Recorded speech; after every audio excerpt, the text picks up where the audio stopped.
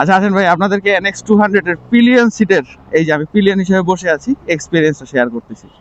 মানে অনেকে বলে যে হ্যাঁ অনেক বেশি সাসপেনশন হার্ড, না অনেক বেশি না ভাই, জিনিসটা আসলে সাসপেনশন হার্ড। হোন্ডার ক্ষেত্রে আপনি দেখবেন যে মোটামুটি 5,000-7,000 কিলোমিটার যাওয়ার পরে কিছু কিছু বাইকের 5,000, কিছু কিছু বাইকের 7,000, এই কিলোমিটারটা যাওয়ার পরে আপনার সাসপেনশনটা একটু ছাড়ে।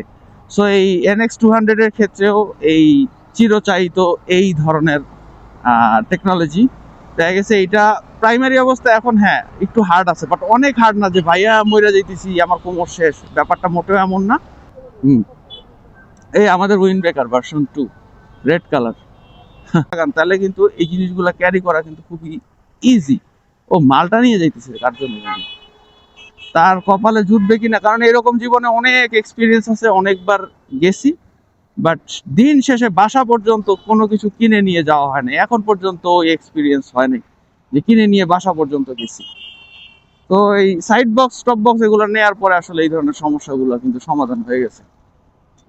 আচ্ছা, এই NX এর ব্যাপারটা থেকে অন্যদিকে চলে গেছিলাম। NX এর হচ্ছে গিয়ে পিলিয়ন সিট যদি আপনার এই যে এইগুলা থাকে, এই আমাদের মতো ক্যারিয়ার ট্যারিয়ার যদি বাধা থাকে, মানে লাগানো থাকে, তাহলে কিন্তু আপনার খুব রিল্যাক্সে পিলিয়ন যেতে পারবে। আর সিট যে খুবই হার্ড ব্যাপারটা এমন না মোটেও, সিট এনাফ পরিমাণ সফট আছে।